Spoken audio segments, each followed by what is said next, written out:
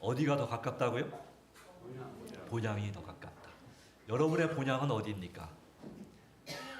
충남 금산군 제원면 신안리가 아니고, 네, 자, 여러분 태어난 고향이 아니고 또 살던 동네가 아니고 바로 영원히 행복하게 될 영원히 걸 하늘 천국을 소망하면서 오늘 이 자리에 우리가 나오게 됐습니다. 이 안식일 마침내 이사야 66장 22절 3절 나오는 그 새 하늘과 새 땅에서 매 월삭과 매 안식일에 하나님을 예배하는 그 예배에 모두가 참여하게 되기를 진심으로 바라면서 오늘 말씀을 함께 나눕니다. 자, 오늘 말씀은 제목은 말씀하신 그대로 되리라 라고 하는 사도행전 27장 25절의 말씀을 중심으로 하나님 말씀을 함께 하고자 합니다. 본문의 말씀은 27장 23절로 25절입니다. 한글로 읽고 러시아로 읽겠습니다. 시작. 내가 속한 바 곧 내가 섬기는 하나님의 사자가 어젯밤에 내 곁에 서서 말하되 바울아 두려워하지 말라. 내가 가이사 앞에 서야 하겠고 또 하나님께서 너와 함께 항하는 자를 다 내게 주셨다 하였으니. 자, 러시아어 시작.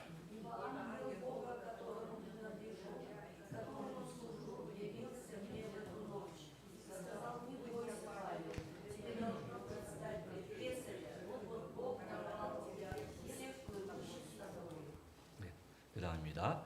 자, 시작. 그러므로 여러분이여 안심하라. 나는 내게 말씀하신 그대로 되리라고 하나님을 믿노라. 자, 러시아 시작.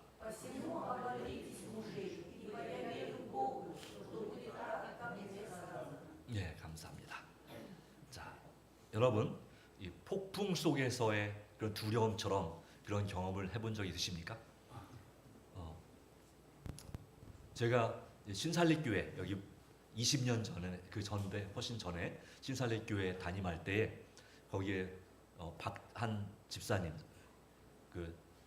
한 공장을 운영하시는 집사님이 원양어선을 탔던 얘기를 하신 적이 있습니다. 원양어선은 어디 나가는 겁니까? 태평양 저 한가운데 가서 고기를 잡는 뭐 몇 달 동안 가서 고기를 잡아 오는 곳인데 거기서 한번 이 폭풍을 만났는데 이 원양어선의 길이가 한 100m가 넘거든요. 가까이 그 정도 가까이 되는 배인데 이 100m 정도 되는 배가 마치 뭐 같냐면 나뭇잎 사기가 물에 흔들리는 것처럼 정말 막 20m가 넘는 파도가 치는 거예요. 그 파도가 갑판을 팍 치고 지나가면 잘못하면 그 쇠밧줄이 끊어질 정도로 센 파도가 온다고 합니다. 거기서는 정말 얼마나 힘든지 멀미를 전혀 안 하던 사람도 그 속에 있는 걸 다 정말 그렇게 토해낼 수밖에 없을 만큼 심한 멀미에 시달려서 도저히 음식을 먹을 수가 없답니다. 먹고 싶어도 배는 고픈데 먹으면 그냥 바로 그냥 나오기 때문에 어떻게 할 수가 없는 그런 정말 너무너무 힘들고 고통스러운 기간을 한 며칠씩 보내면 정말 거의 진짜 죽다 살아나는 거죠. 예, 기진맥진한 상태가 돼가지고 네. 그래서 그 원양어선 타는 것이 월급은 많이 주지만 정말 너무너무 힘든 경험이었다라고 하는 것입니다. 네.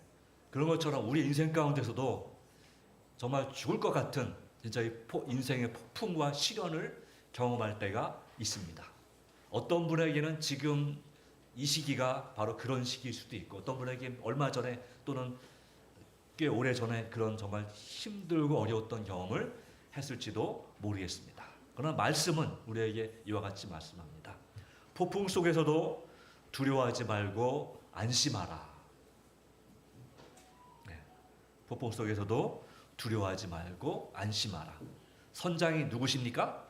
바로 예수님이시기 때문에 이 배의 키를 잡고 계시는 분이 예수님이기 때문에 이 배는 절대로 침몰하지 않는다. 폭풍 속에서도. 그러니 우리 주님을 신뢰하고 의지함으로 우리는 힘을 얻을 수가 있겠다는 것입니다.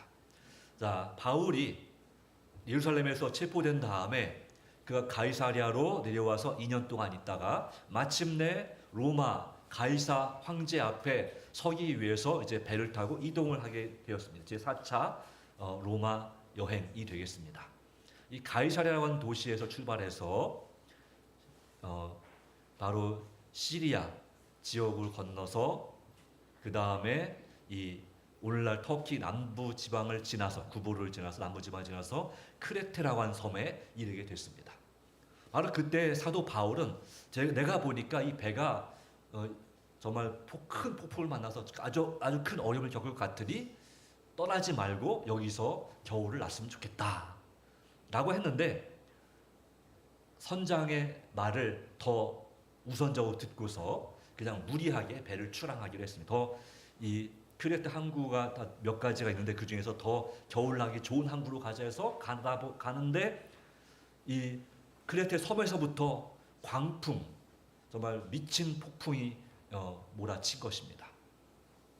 그래서 이 배가 정말 도저히 감당하지 못할 수준의 엄청난 파도와 폭풍을 만나서 얼마 동안 그렇게 시달리게 됐냐면, 여러 날, 성경에는 2주 동안 14일 동안이나 이 폭풍에 시달려서 이리저리 막 헤매다가 이제 그래도 배는 갔어요. 폭풍 때문에 아주 빨리 가긴 가는데 정말 고통스럽게 여행을 해서 마침내 이탈리아 남쪽 지역까지 가게 된 모습을 볼 수가 있습니다.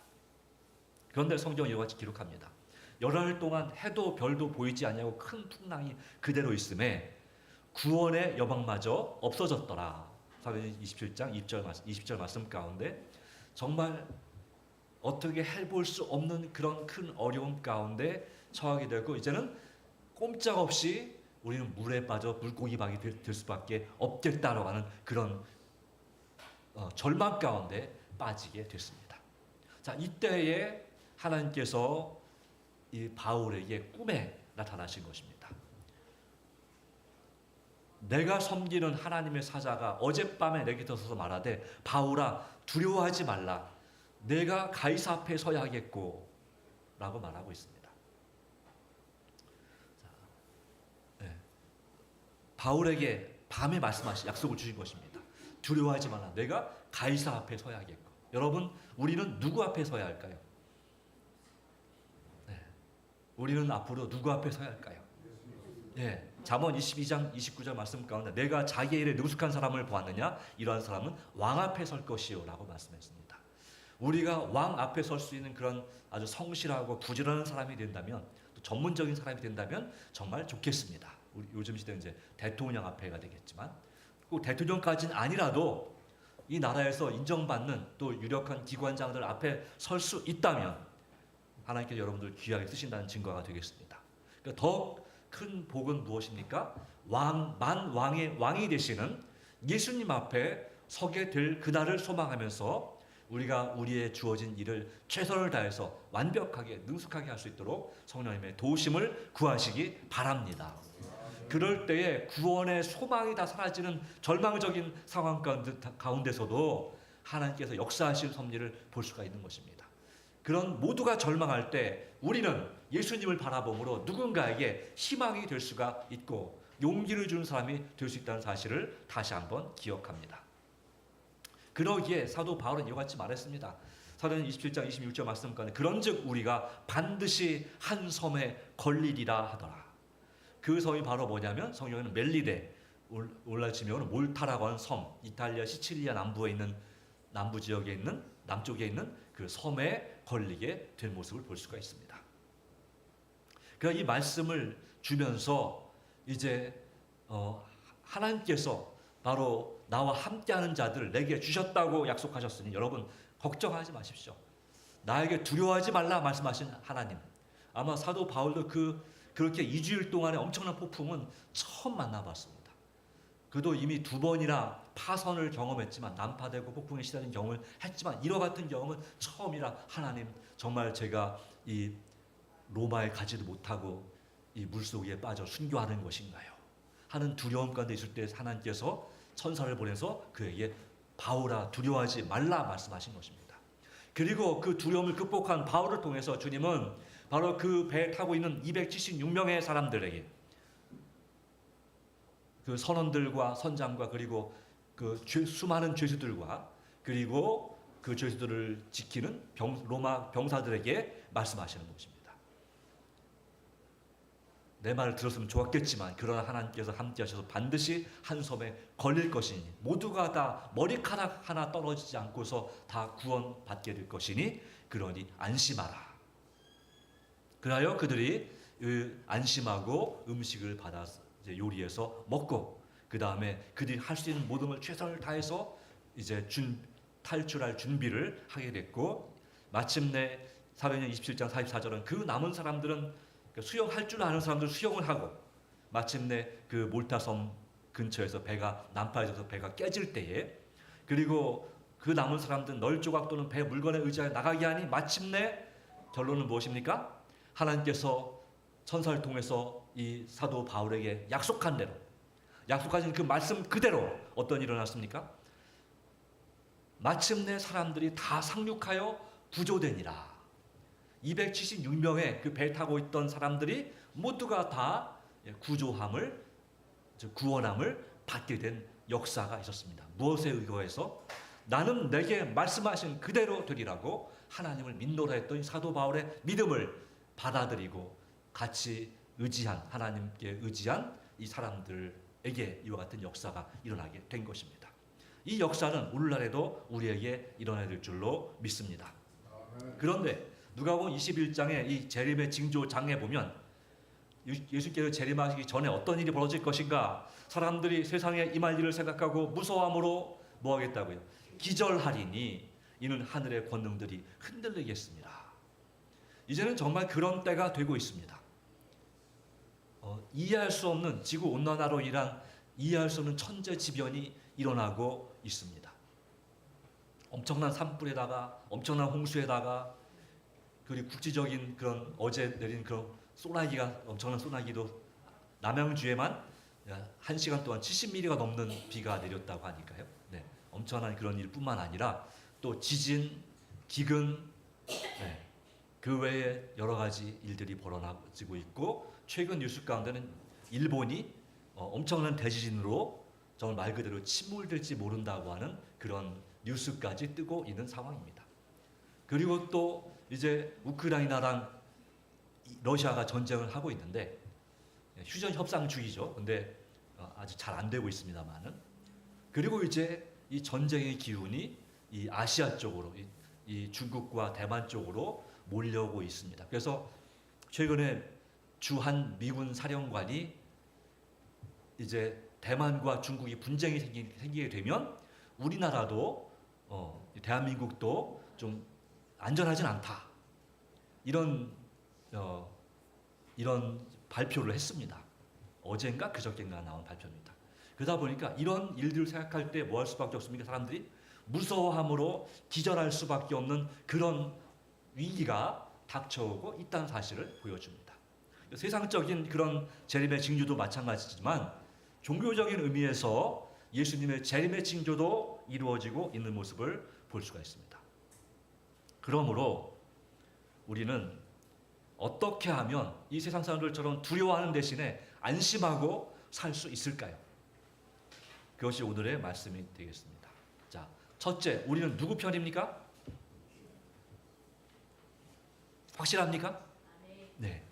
자, 우리가 누구 편이냐 하는 것 참으로 중요하다고 생각합니다. 자, 내가 사도 바울이 말씀, 내가 속한 바, 곧 내가 섬기는 하나님의 사자가 됐죠. 그래서 사도 바울은 어디에 속해 있다고 믿었습니까? 내가 하나님께 속해 있다고 확실하게 믿었습니다.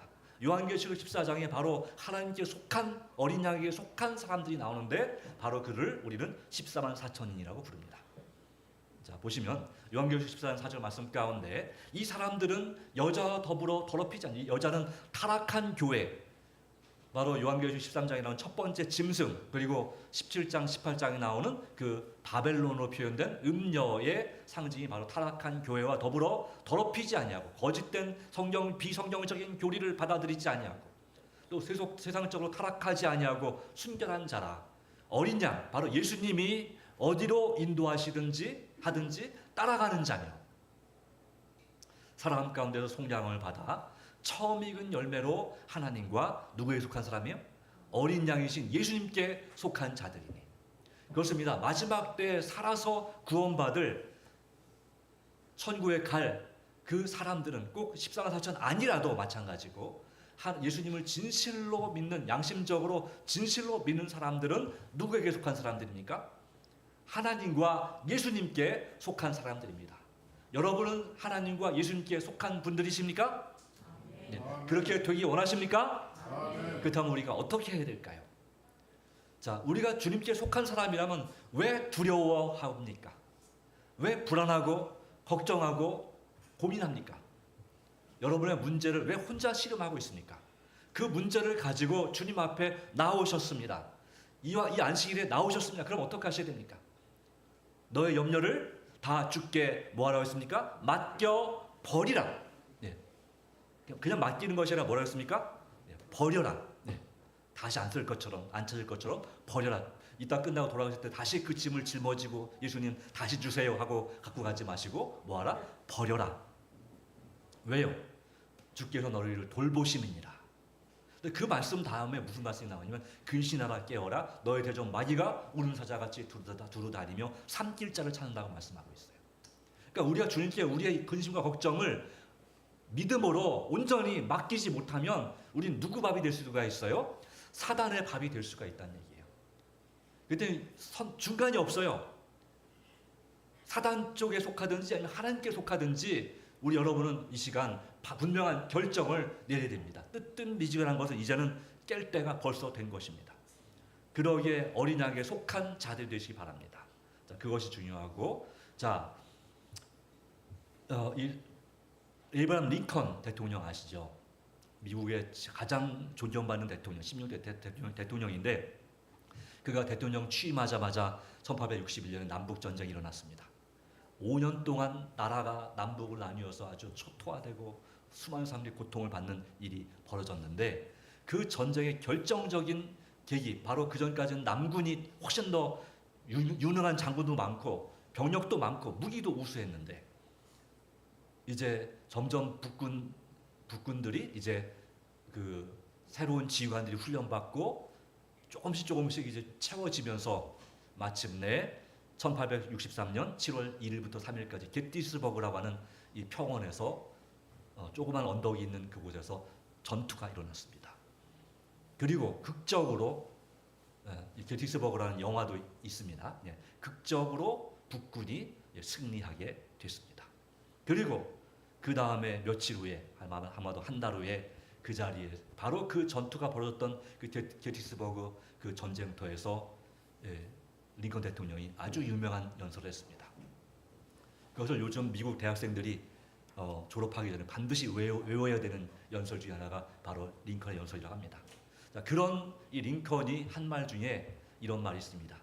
이런 결정적인 승리를 거둔 다음에 강요들이 이렇게 말했습니다. 대통령 각하, 하나님은 우리 편이십니다. 이제 우리가 이길 겁니다. 라고 말할 때에 링컨이 한 말이 무엇입니까? 백악관을 기도실로 만들었던 이 기도와 말씀의 사람 링컨 대통령이 이와 같이 말한 것입니다. 중요한 것은 우리가 하나님이 우리 편이신가가 아니라 뭐가 중요하다고요? 지금 우리가 하나님 편에 있는가입니다. 그렇습니다. 여러분, 지금 우리가 하나님이 우리 편인가가 중요한 것도 중요하겠지만 더 중요한 것은 뭐라고요? 지금 내가 하나님 편에 있는가 아니면 사단의 편에 있는가? 뭐가 없다고 했어요? 중간은 없다고 했습니다. 그러므로 주님 안에서 오직 믿음으로 주님을 의지하시고 그렇게 함께 서기를 간절히 바랍니다. 둘째, 누가 우리와 함께 하셔서 도와주십니까? 바로 우리 주님께서 우리와 함께 하시다고 약속했습니다. 어젯밤에 내 곁에 서서 말씀하시되 하나님께서 천사를 보내서 사도 바울과 함께 하심을 분명하게 보증해 주셨습니다. 자, 그것처럼 그 말씀의 약속을 의지하여 사도 바울은 내게 말씀하신 그대로 되리라고 하나님을 믿는 그 신앙을 하게 된 것입니다. 시편 23편에 여러분이 정말 좋아하고 저도 좋아하는 성경절이 있죠. 시편 23편 3절 내 영혼을 소생시키시고 자기 이름을 위하여 의의 길로 인도하시는도다. 나를 살리시고 나를 어디로 인도하신다고요? 생명의 길로, 진리의 길로, 의의 길로 우리를 인도하고 계십니다. 근데 그 다음 말씀이 아주 유명한 말씀이죠. 우리의 힘이 되는 말씀입니다. 어디로 인도할 수도 있습니까? 우리 주님께서 좋은 길, 정말 꽃길로만 인도하면 좋은데 어디로 인도하실 때가 있습니까? 가시밭길로 인도할 때가 있습니다. 심지어 여기 말하기를 내가 사망의 음침한 골짜기, 강도가 나타나고 맹수가 나타나는 그러한 골짜기에 목자가 양을 데리고 가는 것입니다. 그런데 그럴지라도 해를 내가 다치거나 죽을 것을 두려워하지 않는 이유는 뭐라고요? 주께서 나와 함께 하시니라. 주의 지팡이와 막대기가 나를 안위하시나이다. 자, 여러분 이 사실을 믿으십니까? 네. 바로 이러한 사람들이 어린 양이신 예수님이 어디로 인도하든지 따라가는 사람입니다. 그래서 주님께서 우리에게 정말 햇빛 같은 좋은 형편만 주는 것을 감사할 것이 아니라 내가 정말 죽을 것 같고 힘들고 괴로운 그런 폭풍 속이나 음침한 골짜기 같은 곳에 다닐지라도 그곳을 주님께서 인도하실지라도 우리는 의심하지 말고 끝까지 믿음으로 따라가시게 되기를 간절히 바랍니다. 왜 그렇습니까? 나는 내게 말씀하신 그대로 되리라고 하나님을 믿노라. 바로 이 시편 23편 3절과 4절 말씀도 무엇입니까? 약속입니다. 내 영혼을 소생시켜주겠다는 약속, 나를 의의 길로 인도해 주시겠다는 약속, 사망의 음침한 골짜기에서도 나와 끝까지 함께 하셔서 나를 구원하시겠다는 약속의 말씀 그대로 되리라고 하나님을 믿는 여러분과 제가 되기를 진심으로 소망합니다. 셋째, 우리는 누구의 약속을, 누구를 믿고 누구 약속을 의지합니까? 바로 우리는 사도 바울은 말했습니다. 사도행전 27장 25절 나는 누굴 믿노라? 하나님을 믿노라. 자, 어떤 하나님이 어떻게 말씀하신 하나님? 내게 말씀하신 그대로 되리라고 말씀하신 여러분이여 안심하라 했죠. 그러므로 여러분이 안심하라. 나는 내게 말씀하신 그대로 되리라고 하나님을 믿노라. 자, 언제 믿으십니까? 어느 때에 여러분 삶에 무엇이 여러분에게 말씀하신 대로 되리라고 믿으십니까? 이거 참으로 중요하다고 생각합니다.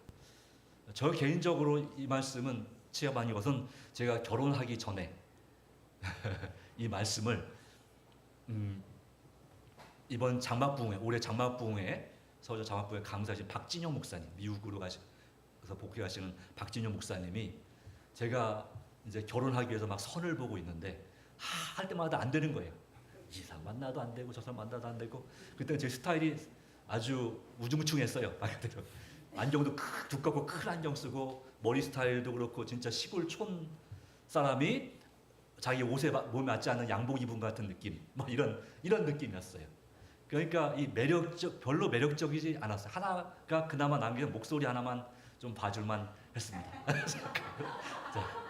근데 목소리가 반복해주는구나. 자, 그렇구나. 그렇지만 그러나 그때 그 목사님께서 저에게 김 전도사님, 내가 말이죠. 내가 학생의 내가 자기 결혼 얘기를 하면서 내가 이 말씀을 붙들고 기도했던 하나님께서 정말 좋은 삶을 주셨다고. 그러니 전도사님도 이 말씀, 나는 내게 말씀하신 그대로 되리라고 하나님 믿노라는 약속을 붙잡고 잠언 19장 14절에 슬기로운 아내는 하나님이 주신다고 했으니까 그 약속을 붙잡고 간절히 기도해 보라고 하나님께서 그러면 마음에 꼭 맞는 진짜 슬기로운 처녀를 주실 거라고 약속을 하셨으니까 그 말씀 갖고 기도해 보라고 해서 전도 목사님 정말 감사합니다 하고 진짜 그 말씀 갖고 이 말씀 가지고 기도를 한 결과 마음에 드십니까?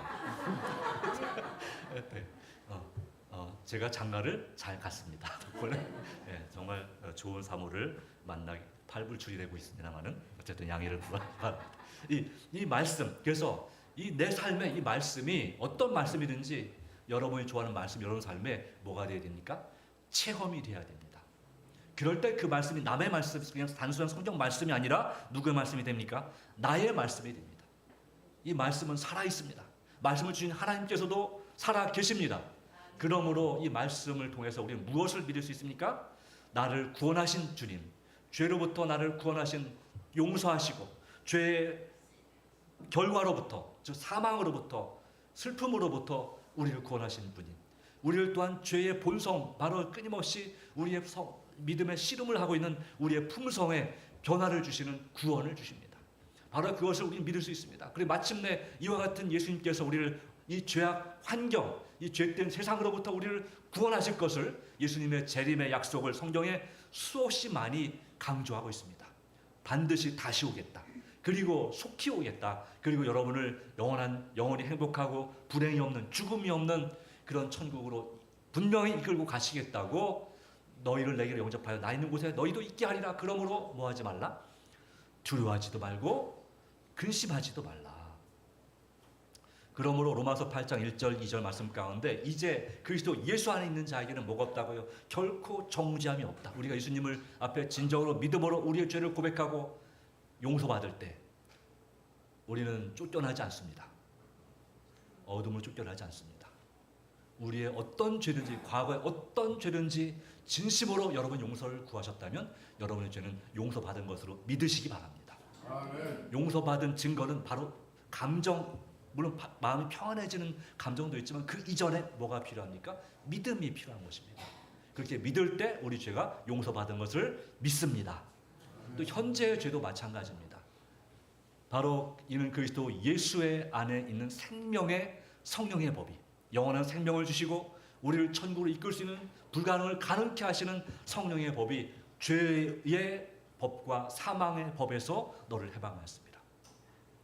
죄의 법은 뭐냐면 우리가 죄인은 누구든지 죽는다는 법입니다.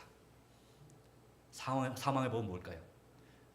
만료인류의 법칙처럼 우리 중력처럼 우리가 아무리 점프를 할지라도 우리는 우리 자신의 힘으로는 이 땅에서 벗어날 수가 없습니다. 그것처럼 우리가 이 죄의 결과인 사망과 모든 불행으로부터 죄인된 우리는 우리 스스로 절대로 벗어날 수 없다. 왜? 사망의 몸 가운데 있기 때문에. 그래서 사망의 법입니다. 그런데 예수님은 믿음으로 우리에게 생명을 주시고 죄 문제를 해결해 주시고 우리에게 불가능을 이 죄로부터 진정한 자유와 구원을 주시는 성령의 법이 우리 마음가운데 역사하시면 우리는 주님 안에서 의롭게 되는 것입니다. 바로 이것이 바로 주님께서 말씀하신 그대로 되리라고 여러분 하나님을 믿으십니까? 네, 여러분의 구원의 약속이 그대로 되리라고 주님을 믿고 의지하시기를 바랍니다. 두 번째로 바로 이와 같은 구원을 위해서 누구의 역사가 필요하냐? 성령님의 충만한 임재로 인한 승리가 필요합니다. 우리가 죄에 대해서 죄와 싸우기 위해서 애쓰십니까? 아니면 이 시험이 오면 그냥 조금 싸울까 하다가 그냥 항복합니까? 네, 어떤 죄의 유혹과는 여러분 싸워서 이기지만 어떤 분은 여러분의 고질적인 죄에 있어서는 우리가 종종 싸우기를 포기하고 그냥 쉽게 항복하는 경우가 얼마나 많이 있습니까? 그런데 야고보서 4장 7절 말씀 가운데는 너희는 하나님께 순복할지어다 그 다음에 마귀를 대적하라 그리하면 너희를 피하리라 라고 말씀하고 있습니다. 성령님께서 우리 마음속에 충만히 임재할 때 우리는 죄와의 싸움에서 승리할 수가 있습니다. 그러기에 요한복음 16장 13절 말씀은 진리의 성령이 오시면 그가 너희를 모든 진리 가운데로 인도하시리니. 어제 장로님께서 5대 진리에 대해서 말씀하셨습니다. 자, 누가 진리이십니까?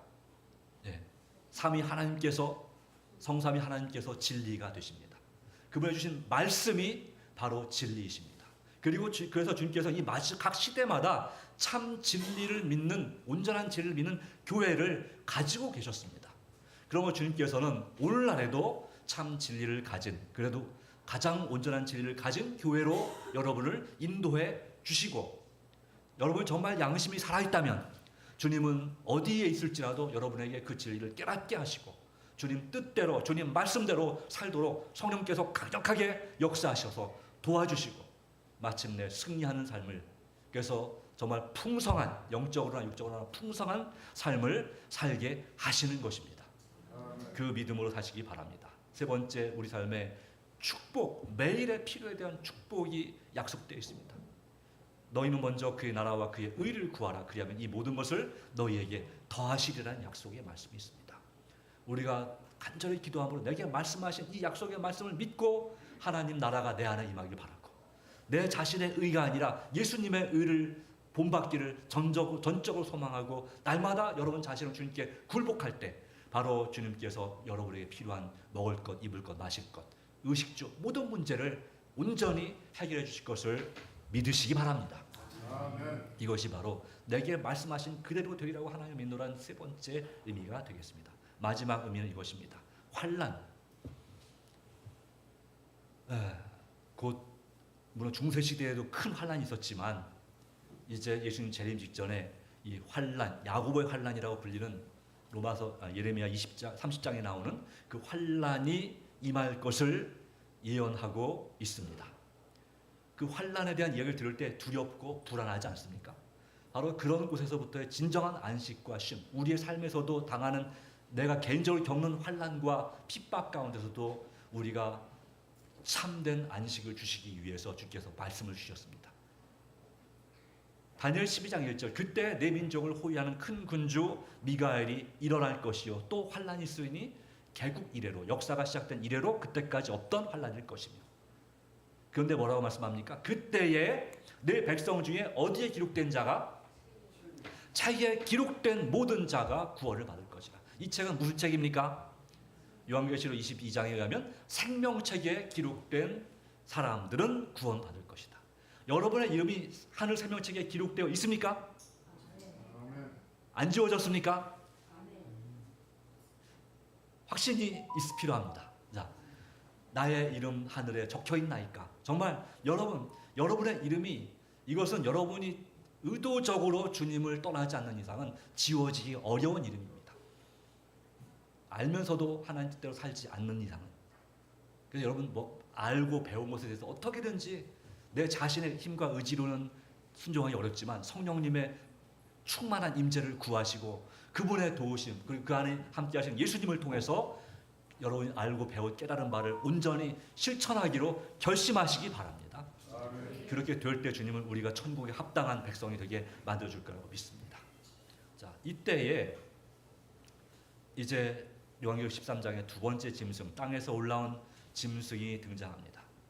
바로 첫 번째 짐승은 예언 해석을 볼 때 로마 카톨릭, 천주교로 해석이 되어지는데 이 두 번째 짐승은 바로 어떤 짐승이냐면 새끼양 같은 두 뿔 가진 짐승, 바로 왕 없는 나라, 종교 자유가 있는 나라를 이 두 기치를 가지고 등장한 미국을 상징합니다. 그런데 이 미국이 이 둘째 짐승이 무슨 일을 하냐면 처음에는 천주교회와 상극이었었는데 이제는 1979년 이후로 도널드 레이건 대통령 때부터 시작해서 천주교회와 수교를 맺었습니다. 그리고 아주 그 미국 정부나 연방 정부나 지방 정부, 주정부의 요직에 누가 대부분 차지하고 있는 천주교인들 그리고 그 영향을 받은 기독교인들이 그 자리를 차지하고 있습니다. 이제 뭘 할 것인가? 이적을 행하여 땅에 거하는 자들을 미혹하며 그러므로 이 둘째 짐승을 뭐라고도 표현하냐면 거짓 선지자라고도 해석하기도 합니다. 거짓 선지자. 네. 요한계시록 16장 말씀에 의하면 거짓 선지자가 이제 미국에 관련이 있습니다. 칼에 상하였다가 살아난 짐승을 위하여 1929년에 이 권리가 부활된 바티칸 시국 가톨릭교회 교황청을 위하여 뭘 만들라? 우상을 만들라 하더라. 그리고 뭐라고 했냐면 그가 권세를 받아 그 짐승의 우상에게 생기를 주어 그 짐승의 우상으로 말하게 하고 또 짐승의 우상에게 경배하지 아니하는 자는 며칠은지 다 죽이게 하더라.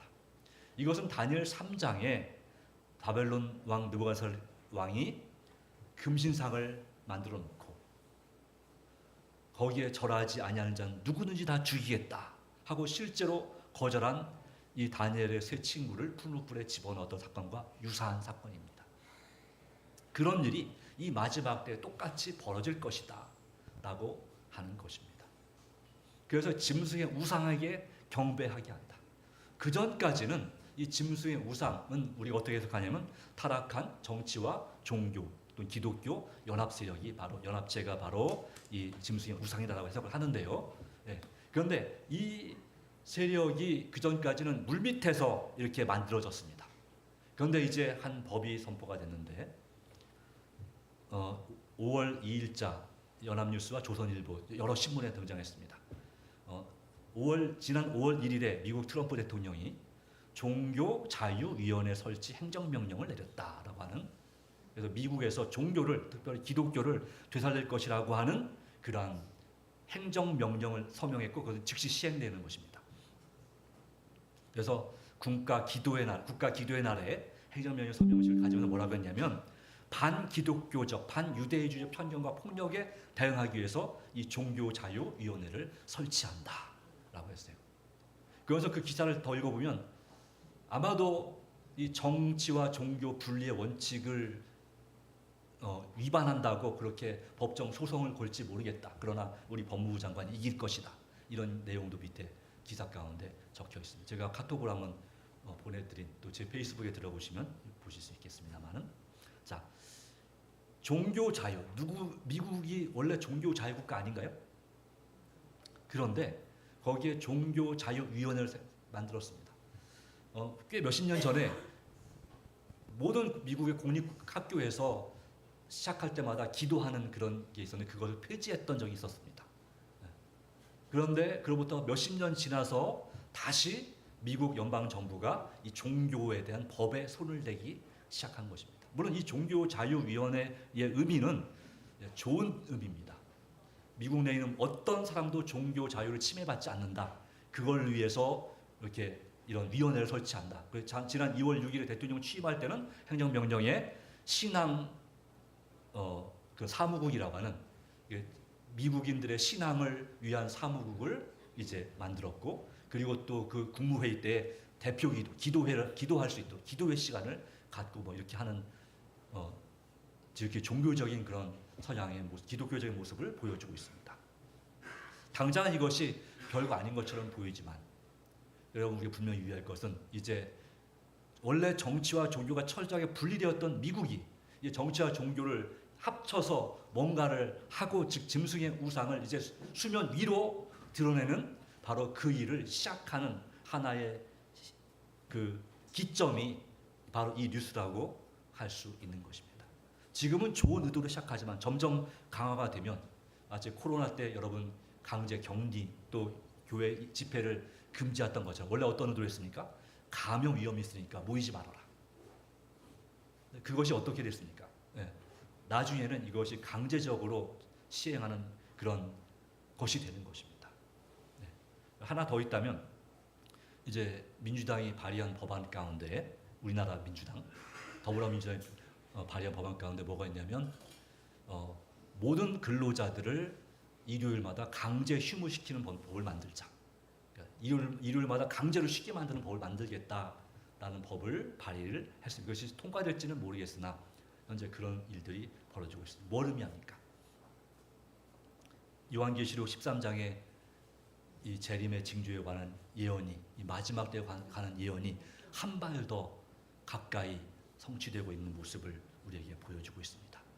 자, 이런 일을 통해서 마침내 정말 뗄래야 뗄 수 없는 그런 그리스도의 사랑에서 우리를 분리시키고자 하는 그런 일이 벌어지게 될 것이고, 바로 그것을 우리는 야곱의 환난이라고 부르는 그런 일이 일어나게 될 것입니다. 그러나 여러분, 뭐 하지 말라고요? 두려워하지 말라. 자, 이와 같이 말합니다. 로마서 8장 35절 말씀 가운데, 누가 우리를 그리스도의 사랑에서 끊으리요? 환난이나 곤고나 박해나 기근이나 적신이나 위험이나 칼이랴. 그 환난도 박해도 우리를 그리스도의 사랑으로부터 끊을 수가 없다는 사실을 보여줍니다. 그리고 또한 높음이나 깊음이나 다른 어떤 피조물이라도 우리를 우리 주 그리스도 예수 안에 있는 하나님의 사랑에서 끊을 수 없으리라. 이처럼 주님께서는 이 사도 바울의 경험 가운데서, 사도 바울이 그 폭풍 가운데서 믿음으로 무한하신 능력의 팔을, 하나님의 예수님의 팔을 붙잡았고, 그 마음으로 하나님을 전적으로 의지했고, 자기는 구원할 수 있지만 혹시 멸망할지도 모르는 이 배 타고 있는 사람들을 정말 동정하는 마음으로 하나님께 간절히 기도하고 탄원할 때, 주님께서 그 꿈에 나타나셨고 천사를 보내서, 그리고 그에게 보증해 주셨습니다. 내가 가이사 앞에 서 있고 너와 함께한 항해하는 그 자들을 다 내게 주셨다 하셨으니, 오늘 주님께서도 우리에게 우리가 어디에 누구 앞에 서야 될지 비전을 주고 계시지 않습니까? 그리고 여러분과 함께하는 사랑하는 가족과 지인들을 여러분에게 주시겠다고 약속하고 계십니다. 내게 말씀하신 그대로 되리라고 하나님을 믿노라 하는 이 말씀을 의지해서 우리가 이 마지막 때를 살아가야 되지 않을까요? 그것이 우리가 참으로 중요한 일이 아닐까요? 그러므로 우리는 마지막 때, 환난할 때 우리는 하나님의 예언의 말씀을 의지하여 두려움을 극복하고 승리할 것입니다. 어떤 상황에서도 두려워하지 말고 하나님만을 두려워하고 그에게 영광을 돌리는 삶이 되기를 간절히 바랍니다. 그러므로 우리가 어떠한 사람이 되어야 할까요? 거룩한 행실과 경건함으로 하나님의 날이 임하기를 바라보고 간절히 사모하라. 이 말씀이 저 여러분 삶 가운데 온전히 이루어지기를 바랍니다. 그러므로 우리는 날마다 말씀과 기도로 사셔야 합니다. 우리 자신을 예수 그리스도께 굴복시키시기 바랍니다. 그리고 성령 충만을 구함으로 실천하는 그리스도인이 되시기를 간절히 바라면서 오늘의 말씀을 줄입니다. 하나님의 은혜가 함께하기를 바랍니다. 나는 내게 말씀하신 그대로 되리라고 하나님을 믿노라.